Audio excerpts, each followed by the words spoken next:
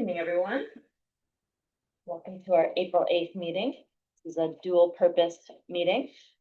Part one, well, I guess tri-purpose. Part one is to hold the public hearing on the tentative budget. Part two is our monthly meeting. And then part three is a bit of board business that we have to take care of. So if I could ask the clerk for a roll call, please. Trustee Bardis. Present. Trustee Bozzi. Here.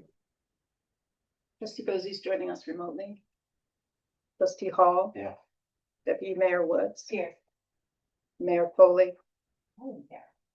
Thank you. Announcements. We have a few. Leave pickup starts this week. Put your leaves out on Thursday.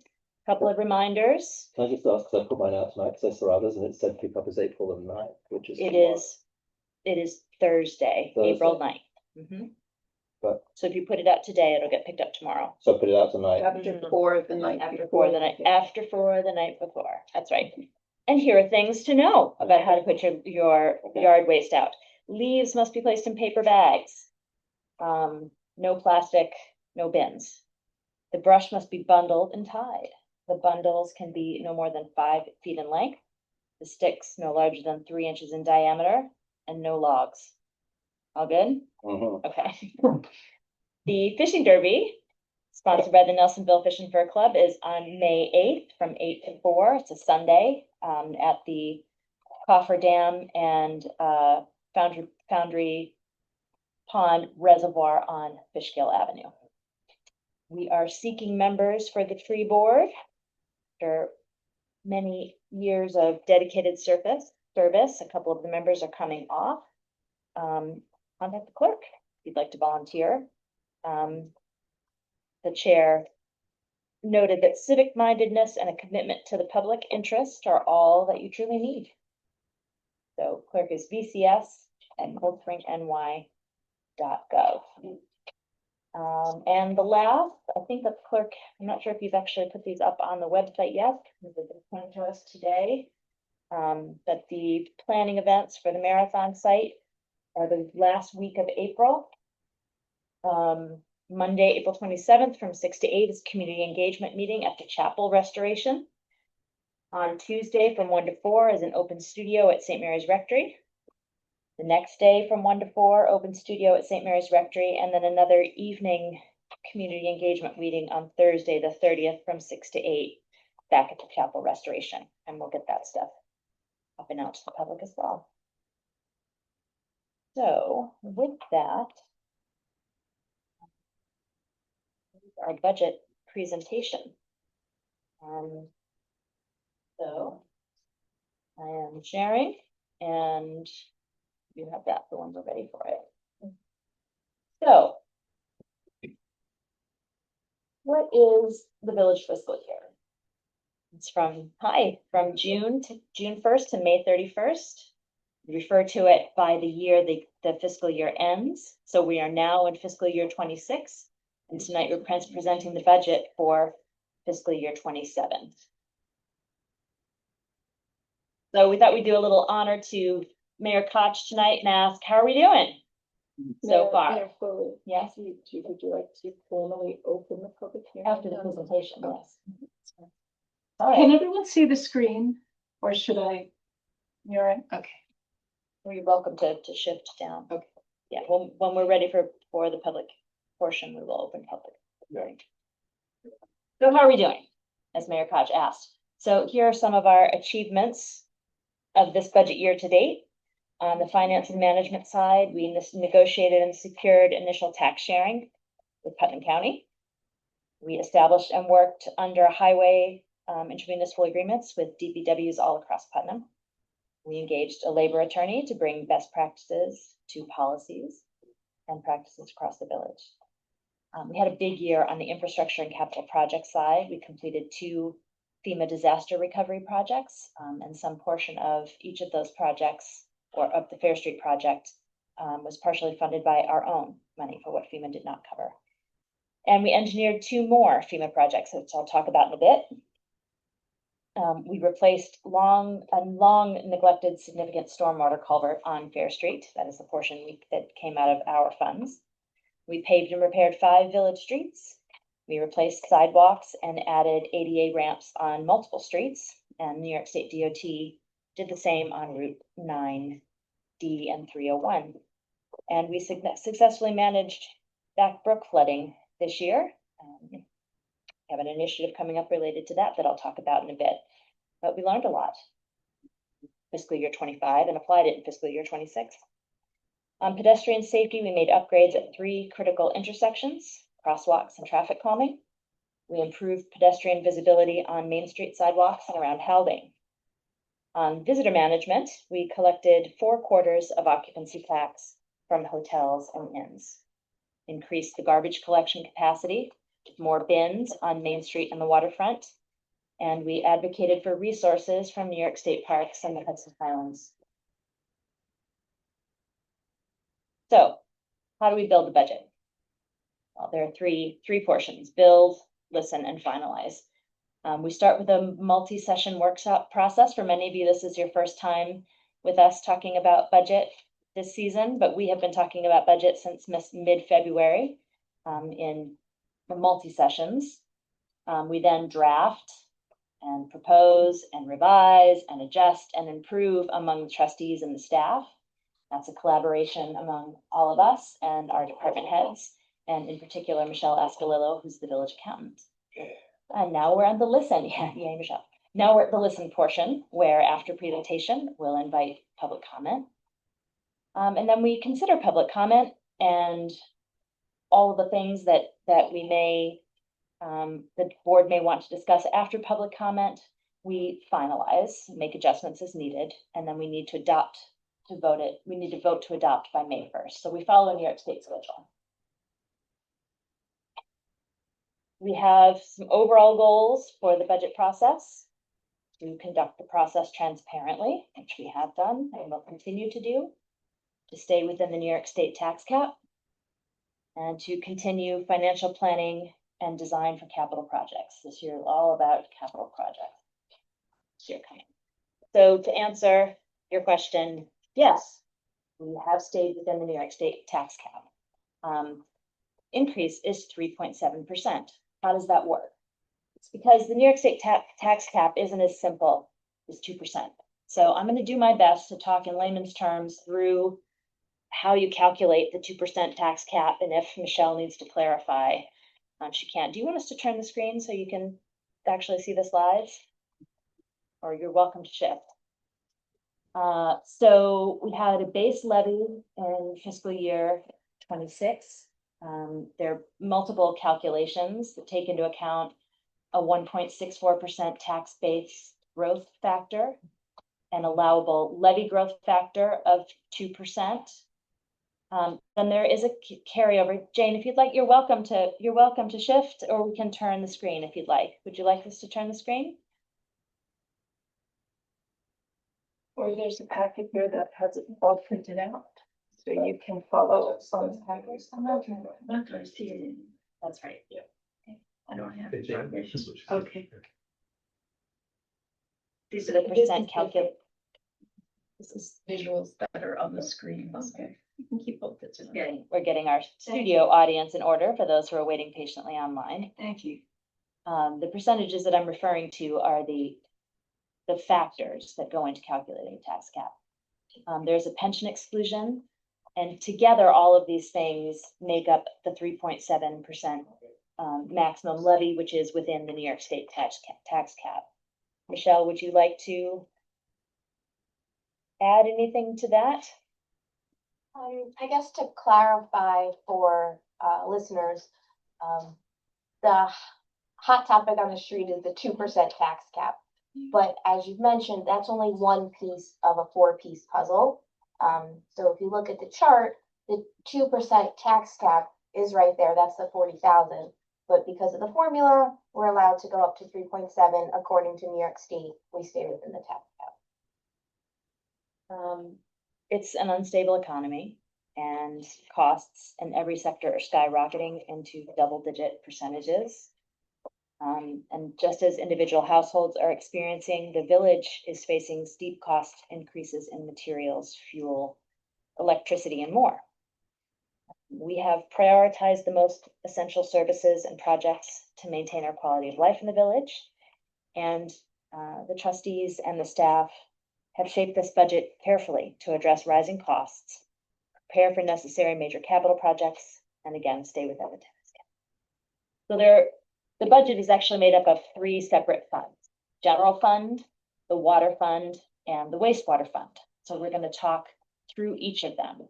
Together, they build a combined budget of $5,594,246. We'll hit the general fund first.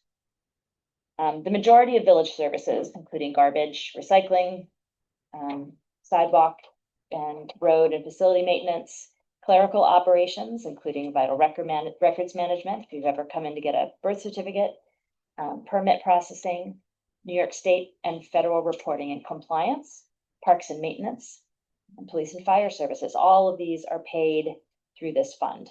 And sources of revenue in the general fund include property taxes, occupancy tax, permit fees, parking fees, and rental of real property, such as the Cold Spring Boat Club, as well as regular funding from New York State, grants we secure, intermunicipal agreements, franchise fees, and fines. So we'll dig a little deeper into revenues. The largest portion of our revenues, 54%, is from property taxes. The next largest is state aid, such as paving funds and local government support at 11%. Interfund transfers, 11% of revenue is drawn from our fund balance. We have a healthy fund balance in proportion to our overall budget and in keeping with the recommendations of the New York State Comptroller.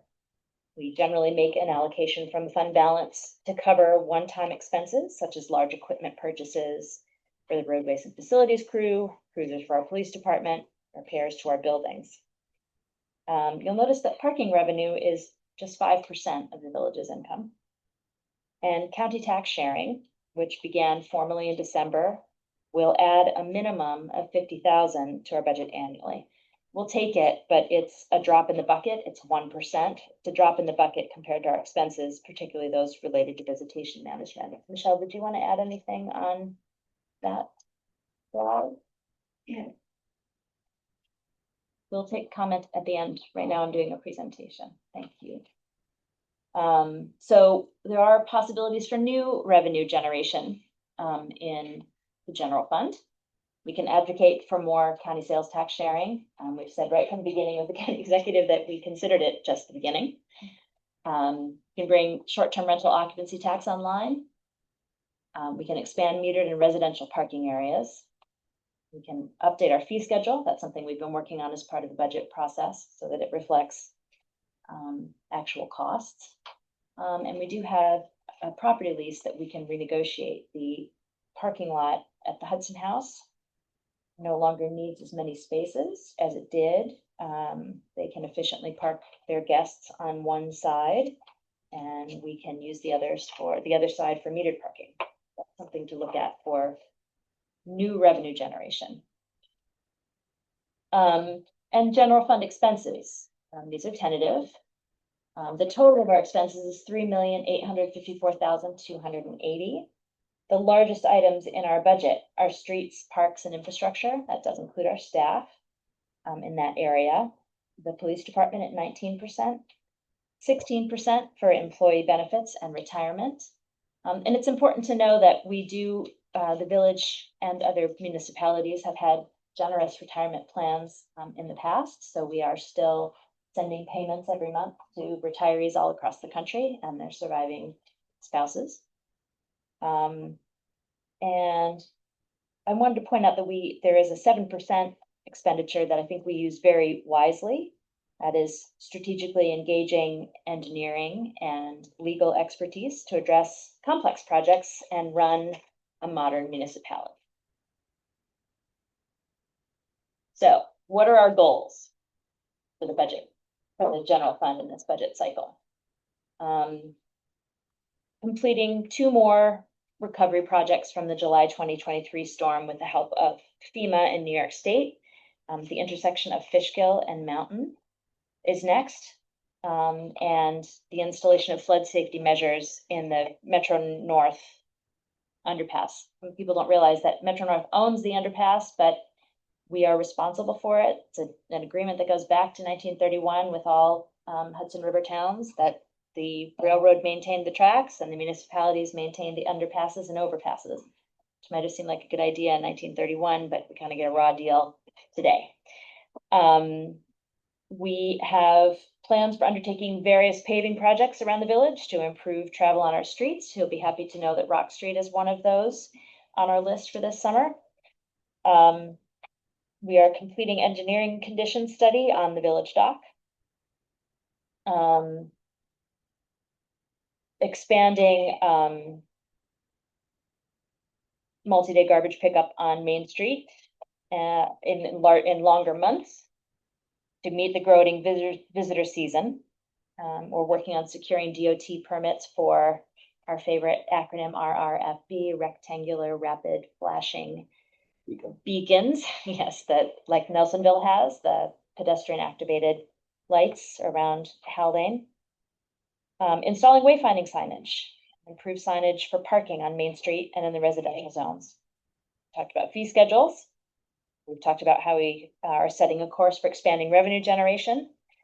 And we are also restructuring employee hourly rates, stipends, and overtime to reflect best practices. So this is a little vision of what the big capital projects relating to the storm recovery from July 2023 is. This is the intersection of Fishkill and Maine. It's a critical intersection because it allows us to increase capacity so that when we make modifications further upstream on Backbrook, this intersection is ready to take more of the water that currently floods in the Nelsonville woods. So there are crosswalks, new sidewalks at this very busy intersection near the school. And highlighting another project is our wayfinding signage. We have a sample in the room. That's not the weight that they will be, but over behind Marjorie, we have designed a system of wayfinding signs. Yeah, that's right. That will be installed. If you can see the screen, if you were online, it's easier. But an example is near the underpass, directing people how to get to the West Point Foundry Preserve, how to get to trains to the other direction, etc. So we have a system of these for all around the village, and hope these will come online this summer. All right, water fund. Water fund is $1,027,530. How are we doing? Like Mayor Koch again. We negotiated and accepted the donation of property near our reservoir, and we substantially completed a water filter upgrade at the treatment plant. That second was partially funded with ARPA dollars. It was, of course, more expensive as the project carried out. So some came from the waters fund balance, but that's nearly done. And I have a photo here of George and Harriet Hustis. They are descended from one of Phillipstown's oldest families, dating all the way back to the Revolution. They had a large family farm, including acreage near our reservoir. And when the village bought the reservoir from the foundry, they did not buy the land around it, in part because the Hustises generously allowed village access for many, many decades. They have a woodlot there, and their grandfather always wanted to conserve it. And when we approached them about acquiring it so that we could secure both access and conservation and preservation around our water source, they were willing to donate it to the village. And so we will be naming it in the spring, the George Hustis Memorial Conservation Area. And that's actually one of the streams that runs along the existing driveway down to the cottage by the reservoir. I'll put pictures of that later. So water fund revenues. We have a roughly $8 million repair project for the upper reservoir. We've secured $2.5 million in a grant for engineering and construction. So this year's water fund rates, the rate increases, build in $200,000 for engineering and $42,000 in land acquisition payments for 2 parcels. Those are band interest payments. We needed to purchase for the construction. So the water flat rate, it's the charge for delivering safe drinking water. Everyone pays the same inside the village. That includes the operation and maintenance of 5 reservoirs and water impoundments, the operation and maintenance of the water treatment plant, licensed professional staffing who are on 24/7. And on average, the increase is $2 per month in fiscal year 27. The usage rate is how much water you actually use. So the more you conserve, the less you pay. On average, the increase in this fiscal year is about $1 for every 5,000 gallons of water used. And as I said, those rates do include capital project costs, $200,000 for engineering and $42,000 in payments for band or land acquisition. Waterfront expenses, salary and benefits are the highest.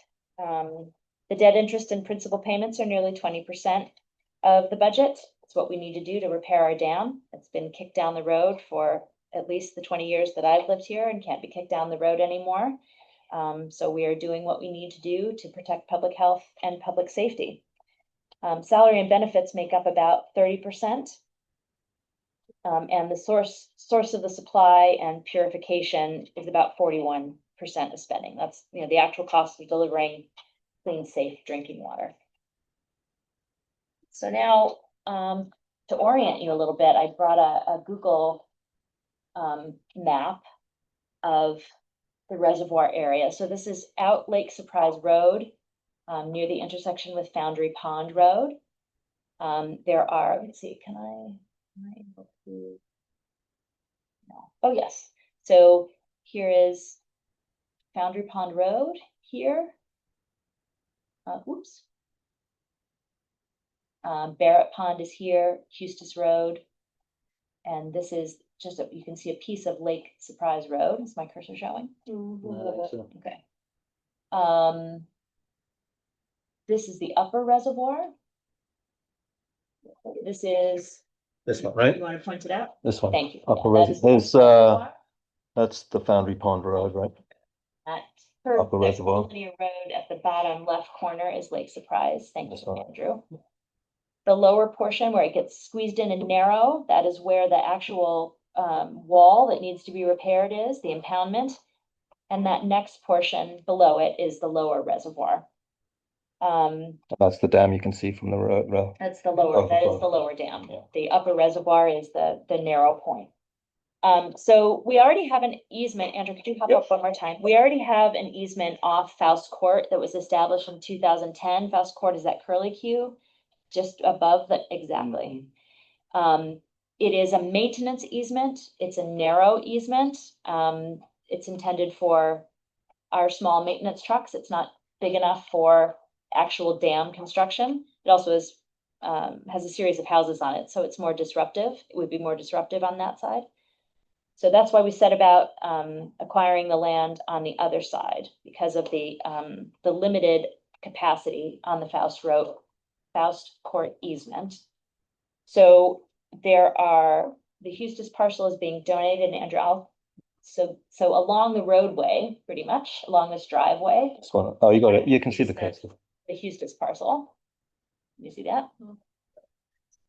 So that is the donated parcel. This area right here, we are currently in contract to purchase. Part of the dam actually sits on that property. Andrew, I do think it would be. This was the Eustis property here, right? Yep, along the driveway. And then right in this. That point is one of the parcels we are acquiring. There's currently a cottage there. And then the other is up along the edge, sorry, Andrew, just stay there. On the opposite side of the driveway up around in here, the same family that owns the cottage owns a parcel in there, so we are acquiring that to prevent future development there. And we're surrounded by New York State parks otherwise. So that makes the water supply much more secure going forward and allows us to do the repairs that we need to do on the dam itself. These parcels were among the priority parcels for the land trust to preserve for watershed protection as well. And the picture on the upper right is standing on the upper reservoir and looking back toward the cottage. And the lower picture is the second parcel, which is undeveloped, that is owned by the same family that owns the cottage parcel. And we are in contract for both of those. Moving on to wastewater. The budget there is $712,436. How are we doing over the last year? We have made sludge hauling more efficient. We have one of our employees is now in training to become a second licensed operator. We've made multiple plant repairs and replacements, and that has driven us to the development with our consulting engineer of a capital projects plan that will guide the next year. So the plant was built between 1968 and 72. And the neighborhoods around the village were brought in line. In a number of neighborhoods, if you see, there are sewer covers that say 1971. You see them on White Hill and on Fair Street, etc.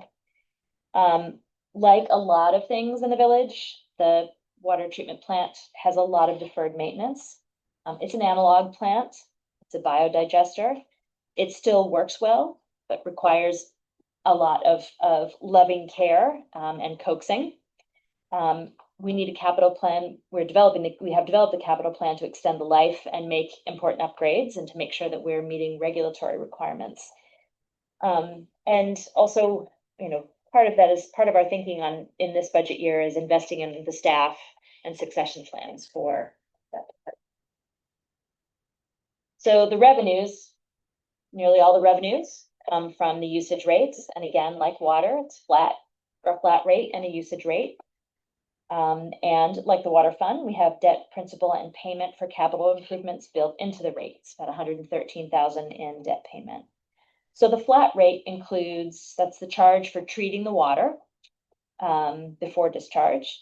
It includes operation and maintenance of the nearly 60-year-old plant, meeting state and federal regulatory standards, licensed professional staffing. These guys are on call 24 hours a day, every day of the week.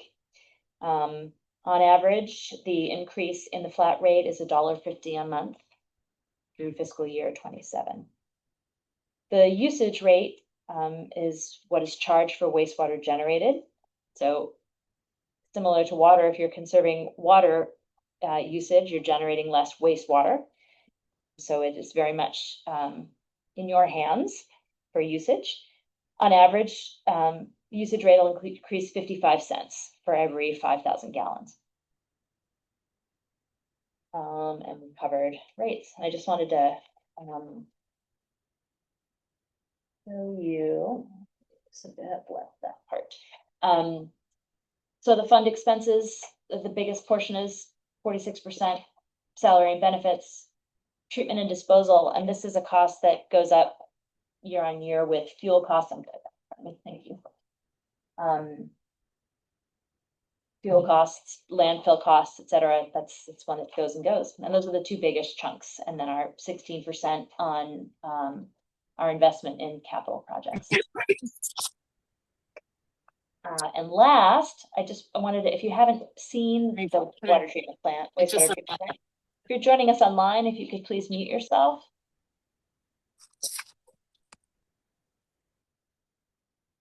Steve Bosey is calling it. Okay. So here's a couple of pictures of the water plant. The facade. And I wanted to show you Matt at work. Matt is our water and wastewater superintendent. And Matt is a scientist, in addition to being the guy who knows how to run equipment. Because our plant is a biodigester, the water is sampled daily. And you'll see above his head there's where he's looking into the microscope, he's checking for microbes. And that is a chart of healthy microbe balance in our wastewater. So And you see Matt driving around in a truck, wearing a vest, but he's also a guy who works with a microscope and has a lot of science in his head. So, I'm going to stop sharing. And Michelle, is there anything you want to add? Any discussion among trustees before we shift to the public comment period? That was very helpful. Okay, sure. So, we're going to open the public comment tonight. We'll keep the spoken portion open through, I would like to keep it open through the end of the meeting. So if anyone joins late and wants to make comments. And then consider a written period after that.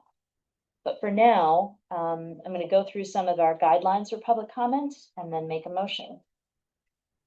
So it's required under New York State open meetings law only for public hearings. Public comment at our regular meetings is at the board's discretion. Can speak on topics that are on the agenda.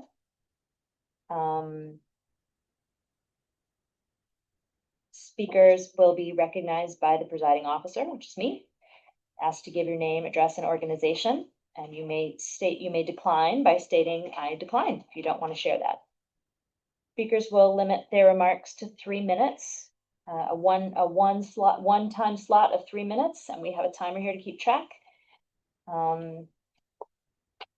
Board members may, with the permission of a presiding officer, interrupt a speaker during their remarks, but only for the purpose of clarification or information. And I would encourage us not to do that as much as possible. Your remarks should be addressed to the village board as a body and not to individual board members or to the public audience. The village board is not required to respond to questions or comments from the public, but may do so at its discretion. Interested parties or their representatives may address the board by written comment as well. And then here's the important part.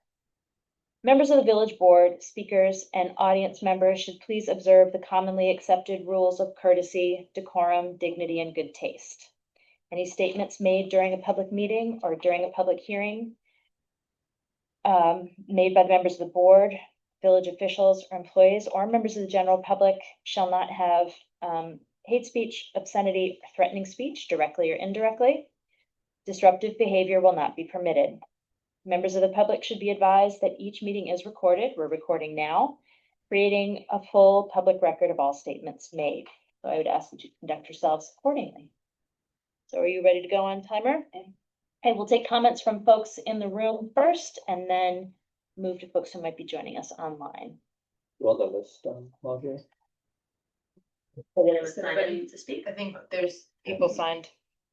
I can call from the list or just invite anybody who wants to speak. We would. Mr. Pugh? Yes, I'm making it before we Yeah. just properly make a motion to open the public hearing. So, All in favor? Aye. And we would ask you so that we can get you on camera. Thank you, Laura. Andrew seconded Laura also said that. to come on up to the podium. So Marjorie's not shifting the camera back and forth. Mr. Pugh, do you wish to make a comment? Sure, you want me to go first? You're first on the list, so if you'd like to. No problem. It's me who sent you the email. I got that. Thank you. Nice to meet you. Okay, 3 minutes. Oh, you want to, I'm Bill Pugh. I'm not associated with anything. So first I want to thank the board for their efforts on the budget. I know how hard it is to do a good budget. I've got a lot of experience doing them.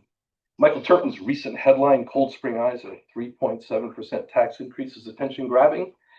The facts are the proposed budget is 5.2% above the current budget.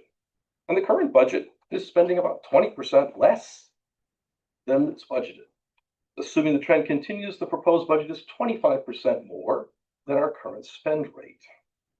Michael Turpin's article, No Wiggle Room, quotes Mayor Foley saying redesigning and adding the new Village Hall roof is a must, but the tentative budget has Village Hall repairs at $5,000, a 97% reduction.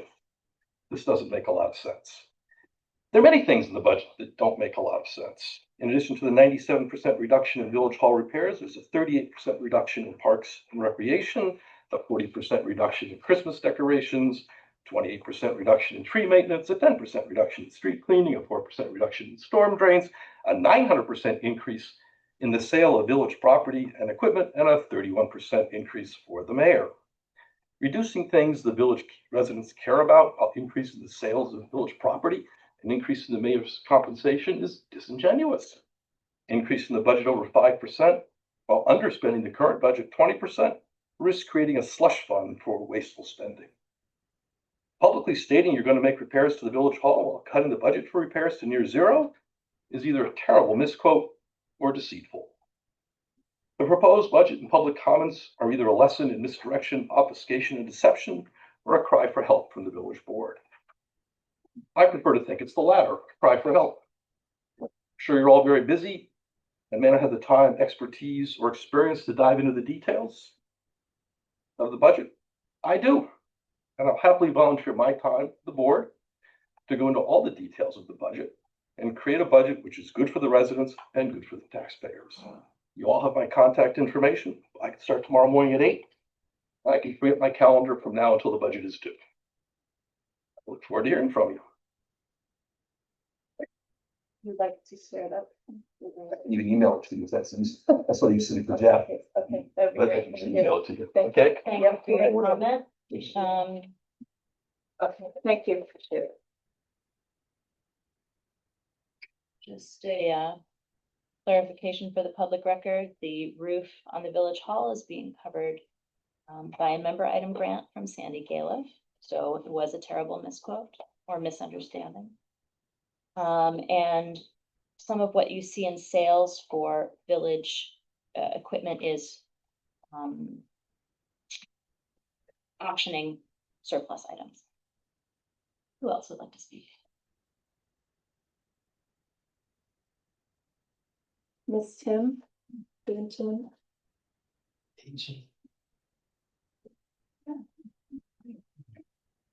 It's just easier to get you on the camera. You stand here.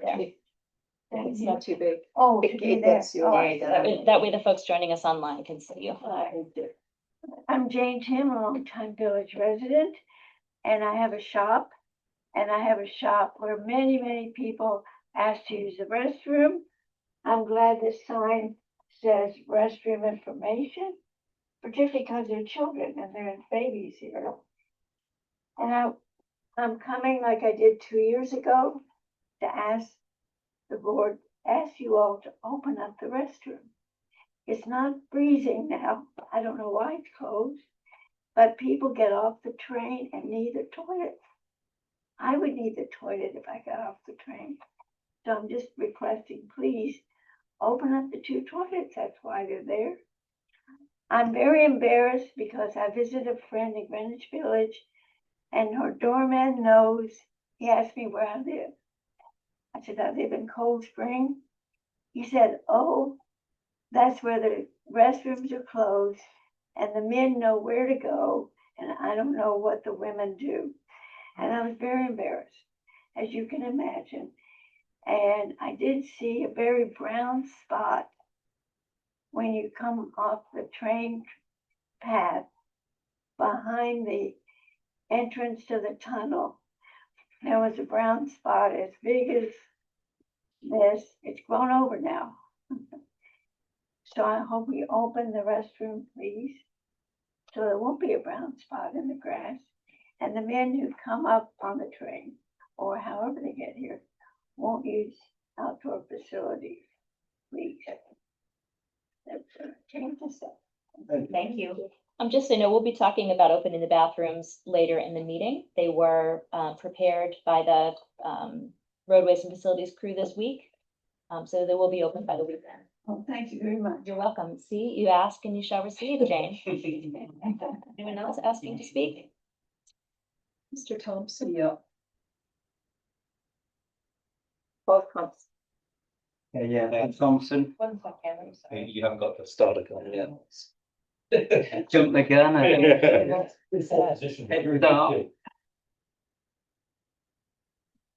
Good one a mile in this time anyway. Oh, in the old days. 1 second, I'm sorry.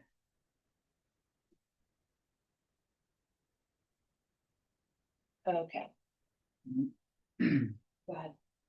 Okay, well, I guess first off, I have to confess that I find this stuff interesting. I guess being a CPA. We love geeks. Yes, that's it. Being a CPA, that's obviously budgets is one of the things that we constantly have to tackle every year.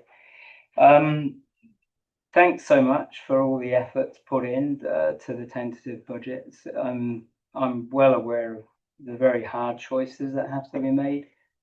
And I think you've made some tough choices. And I think the choices are fair choices for all of the village residents.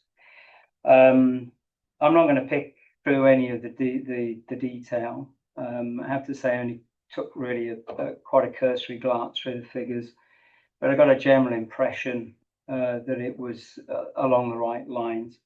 I have to confess and respond to the first respondent that I think given the amount of time and effort that the board puts in, I think the remuneration is incredibly modest. I don't think you would find people of your caliber doing this kind of work and having to put up with some of the misguided criticism. I think what the board is faced with, and I think all of us that are in the village long enough can appreciate this, is a problem of legacy, a problem of chronic underinvestment in the past, which has resulted in you having to do catch-up projects, as well as having to deal with high running costs of out-of-date infrastructure. I think the budget is a step towards fixing that legacy. I think going forward, I really only have two minor suggestions. One is, of course, that we are an incredibly popular place to visit. I know that we look hard at visitor management, but I would encourage, as far as possible, to think about how we can best leverage our local environment in terms of perhaps trying to think what type of visitor we want coming to the village. Preferably visitors, I assume, that arrive by train, not by car. Visitors that tread lightly, visitors that spend heavily, and visitors that leave and tell a good story of how they were welcomed by people in the village. So, visitor management, you may want to just reflect on kind of how you position the village in terms of what the kind of people you want to attract. Second suggestion is just, and a figure that you guys know this already, is that me done? It's just really, you've got no economies of scale, obviously. So I just encourage you as far as possible to work collaboratively with the village of Nelsonville and Phillipstown, which I know you do to a degree, but maybe there's other ways you can do it. Thanks Thank very you. much, Thank you, Paul. Paul. Thank you. Hey, is there anyone else in the room? No. Nice to see you. Is there anyone online who'd like to make a comment?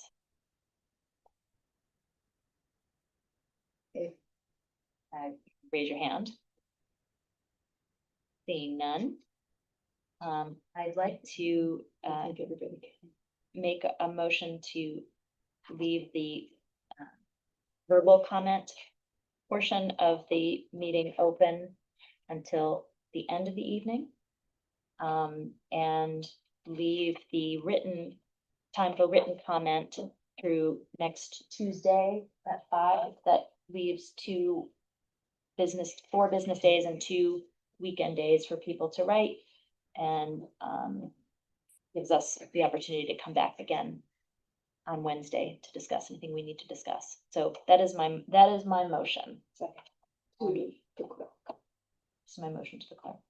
To write To to the clerk. vcs@coldspringny.gov if you have any further comments or thoughts. A motion is on the table. There is a second. All in favor? Aye. Aye. Laura, are you on the train? Just got onto Metro North. Well, maybe we'll see you soon. I mean, I hope not. Okay.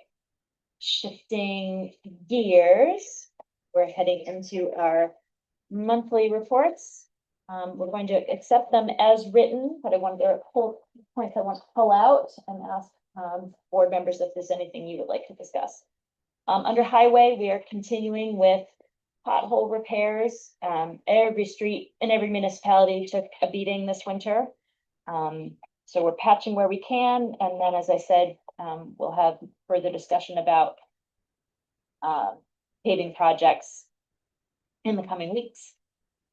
The visitor center, Bugsy has the bathrooms ready. We are seeing the village be quite busy during the week already. Is everyone, any opposition to having them open this weekend? Okay.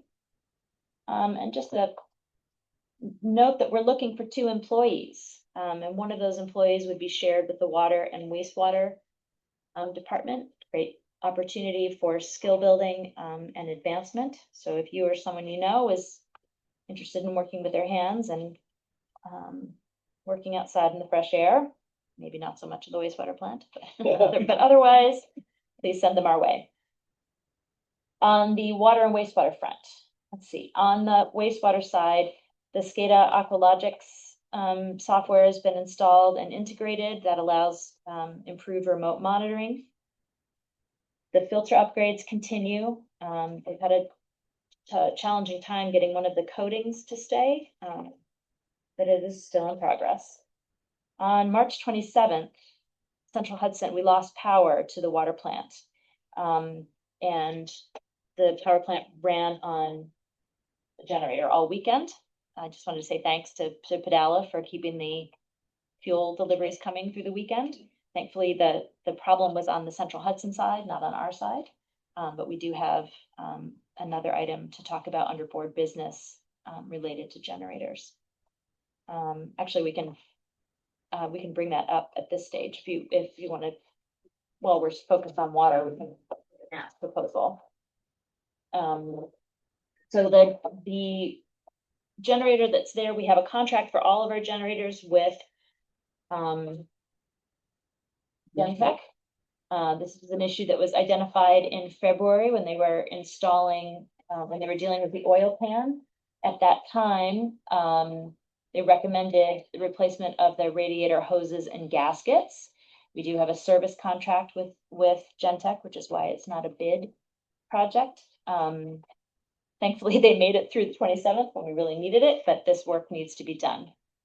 So the quote is $4,881.93. Discussion. None? Hearing none? We have a contract with Gentech. but this isn't included in the contract? So there are, Michelle can answer these questions better than I can, but there are baseline services for the generators, and then we pay an amount beyond for parts and labor when there are items to be done. So they do inspections of all of the generators, regular maintenance, but when something needs to be replaced, we have to buy them. Removing the agenda item too. I did mention that, yeah.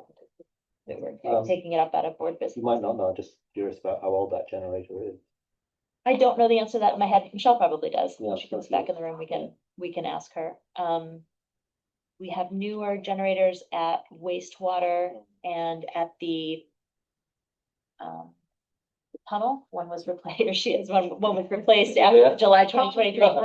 The generator at the water plant. Oh, that. Nobody. You don't know? I think it's original. Like it's like, it was like old house, like automatic. Grandfathers. It's old. So 1997 was when that plant was opened. Okay, so would anyone like to make a motion relating to the radiator hoses and gasket updates? Yeah, sure. I'll make a motion to approve the village's contracted generator service provider Gentech Limited's quote number 148005. Just noting that there was no Nothing. no conversation during the point when we were not recording. Go ahead, Andrew. So I'll start again. I make a motion to approve the village's contracted generator service provider Gentech Limited's quote number 148,005 dated March the 3rd, 2026, for proposed servicing required of the water treatment facility generator in the amount of $4,881.93. Second. All in favor? Aye. Aye. Thank you. You'll note that the police report has a new format. This is a result of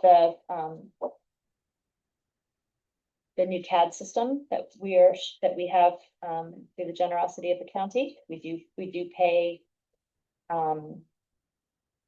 software fees. The heaviest lift came from the county. So we're able to see more data and to slice and dice it different ways.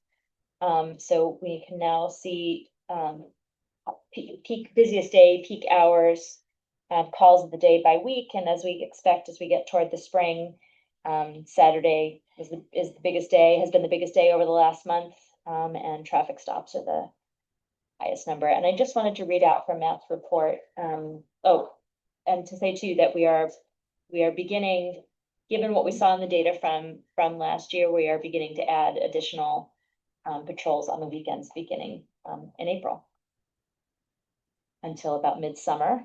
And things quiet down a little bit midsummer when it's really hot, and it picks up again in the fall. So we'll be adding officers then in the fall again. But from the officer in charge, I would like to congratulate Officer Barrett Magistro on the recent publication of his children's book, How I Found Hope. How I Found Hope is a true story written by Officer Magistro about an abandoned pit bull he rescued while on duty. Sort of the gist of the story is that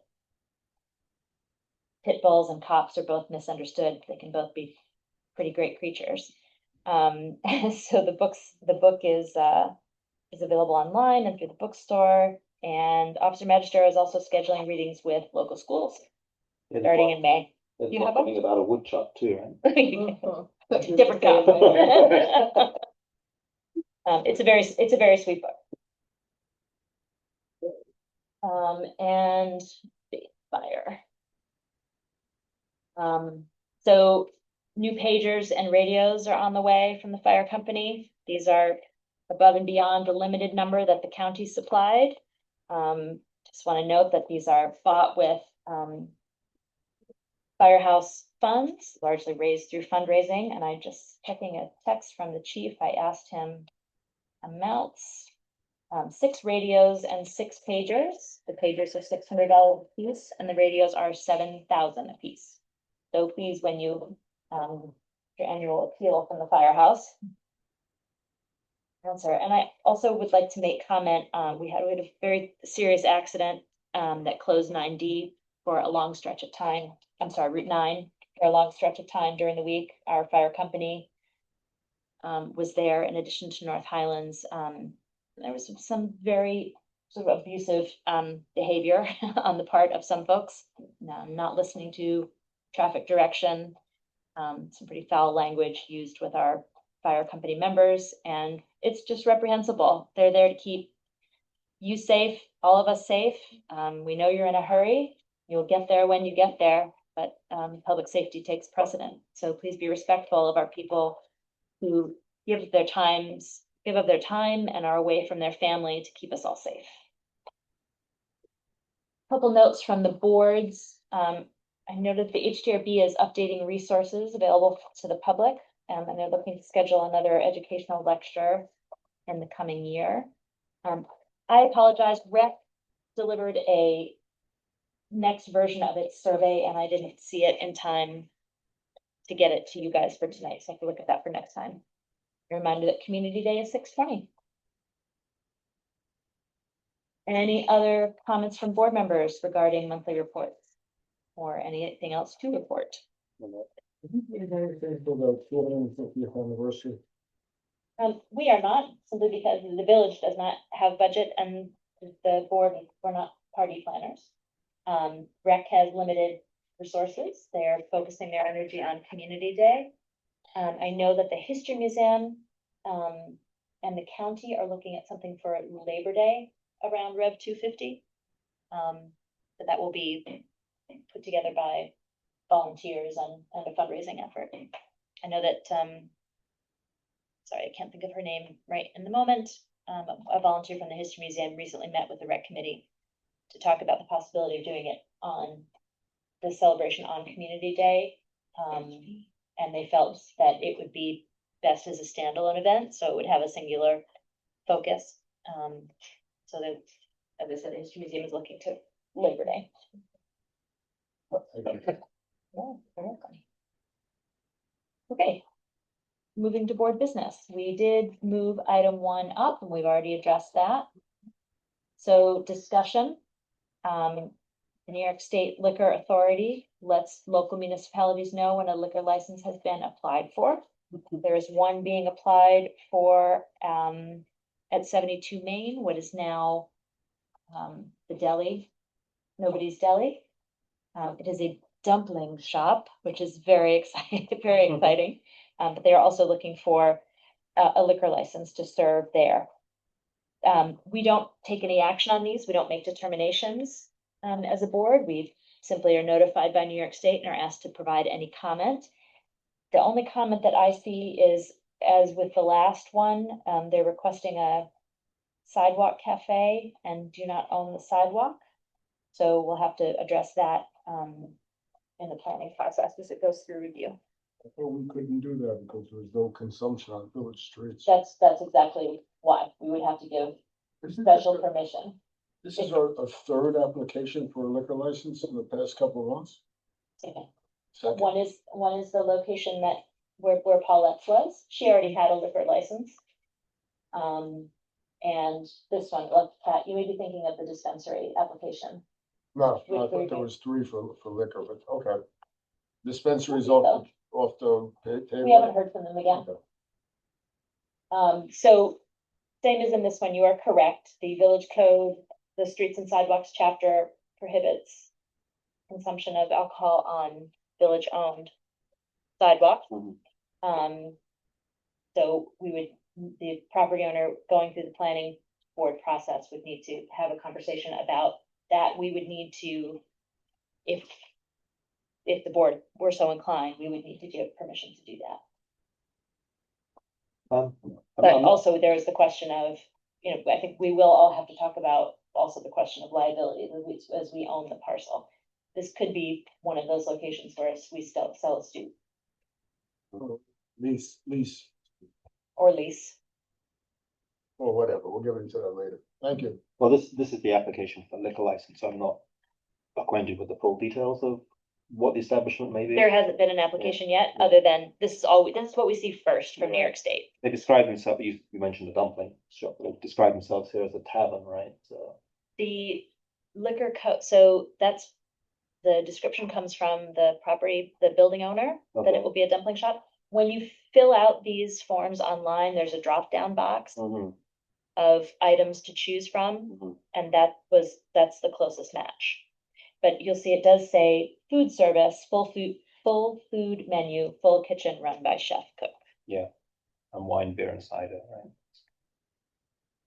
Like I said, we don't have any we don't have any thumbs up or thumbs down in this situation. This is just letting us know that someone has applied for a liquor license and there will be an application coming forward. New York State approves liquor licenses. So are you comfortable with me, corresponding with them about the sidewalk cake cafe like we did at Paulette's? Sure, it's still gotta go in front of the public, and not the public. Yeah. It's gotta go through the process. All right, so I'll copy you on that email to the liquor authority. The last, is a proposed resolution. Do we have a number?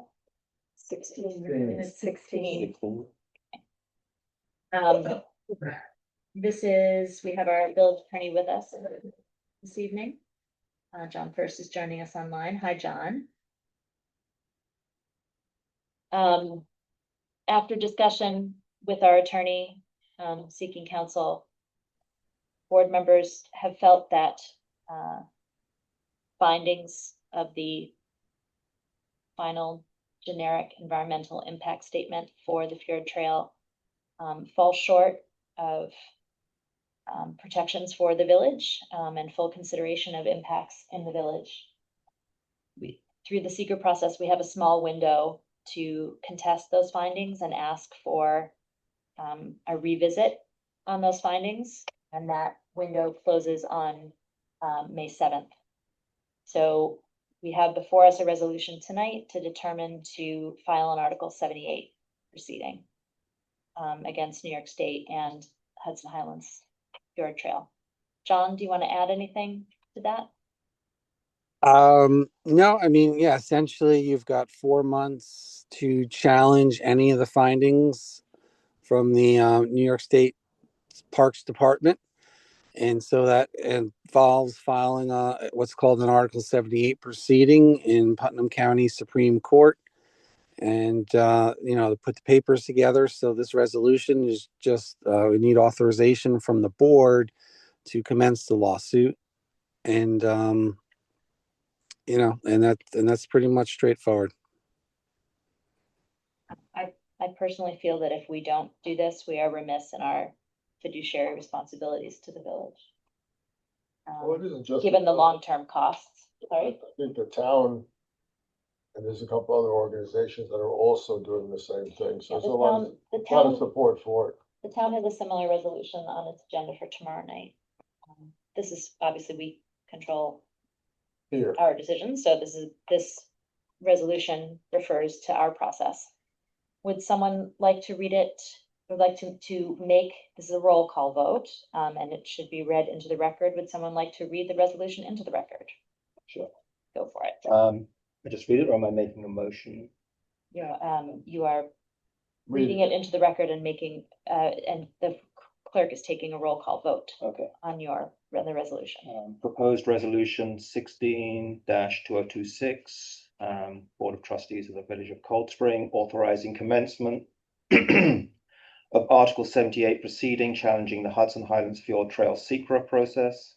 Whereas the Board of Trustees, the Village of Cold Spring, has reviewed the final generic environmental impact statement, FGEIS, and corresponding finding statement prepared in connection with the proposed Hudson Highlands Fjord Trail project.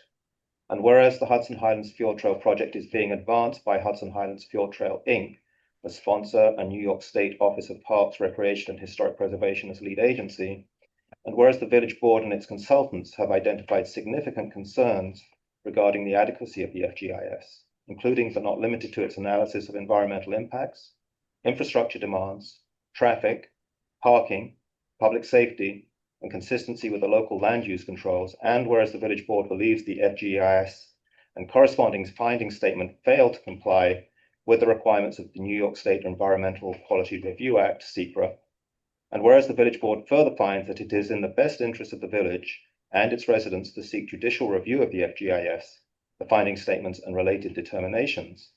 Now, therefore, be it resolved that the Village of Cold Spring Board of Trustees hereby authorizes and directs the commencement of a proceeding pursuant to CPLR Article 78 against Hudson Highlands Fjord Trail, Inc., and the New York State Office of Parks, Recreation, and Historic Preservation, and any other necessary parties to challenge the legal sufficiency of the FGIS and any findings or determinations issued in connection therewith. And be it further resolved that if the town of Phillipstown commences a proceeding pursuant to CPLR Article 78 to challenge the legal sufficiency of the SEQRA process, the Fjord Trail, it has been determined that the two municipalities will jointly file the lawsuit, with the town taking the lead on preparing the necessary papers. And be it further resolved that the village attorney is hereby authorized to review, prepare, execute, coordinate, and file all necessary pleadings and papers, and to take any and all actions necessary to effectuate such proceeding on behalf of the village. So that is the motion. Is there a second? Second. Okay, before we vote, any further discussion among board members? yeah, will there be a cap on the fees to do this? I mean, how do we? I don't, So going off a cliff with this, I mean. we have an estimate. We have an estimate from the village attorney for the initial filing of, what was it, 5,000 to 7,000, John? Correct, assuming that the town of Phillipstown is taking the lead as previously discussed. And where it goes from there, we will have to see.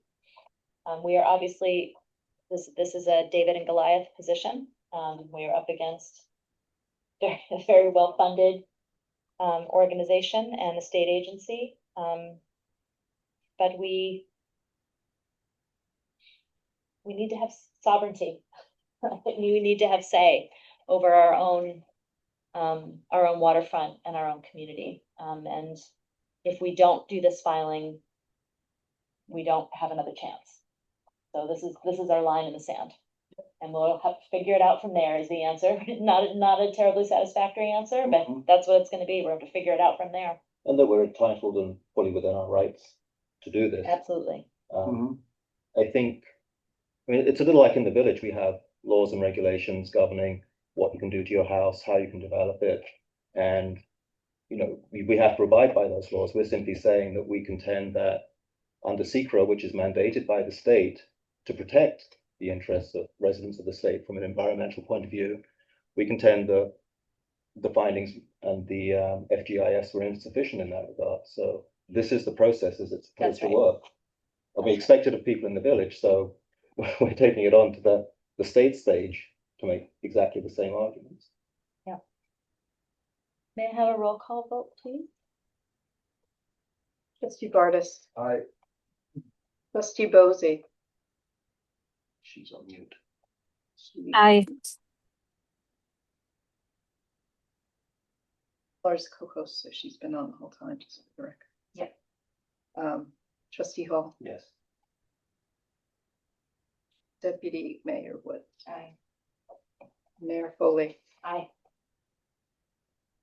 Thank you. The resolution is 5-0-0-0.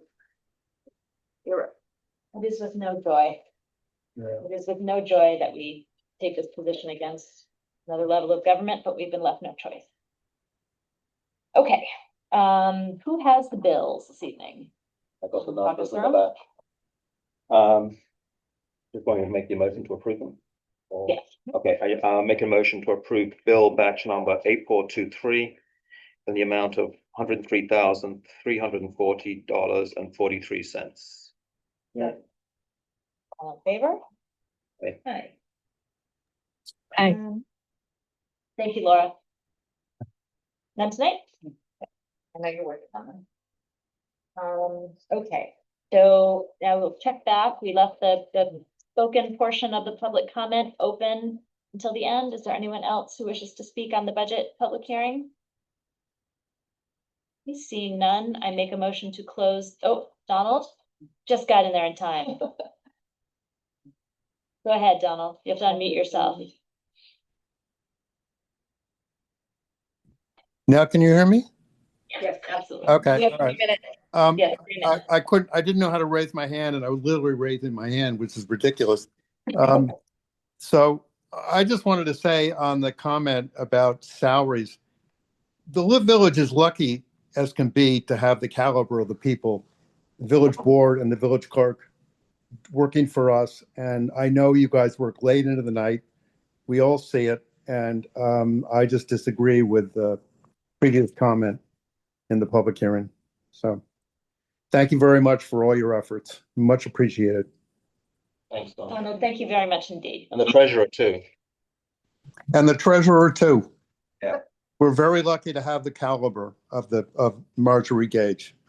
That is very, very true. Here, here. Yeah. Thank you very much, Donald. Mr. McDonald. You had nothing to say about the budget, right, Donald? Part of my budget. Coming for a permit tomorrow. So with that, I will make a motion to close the verbal portion of the public hearing.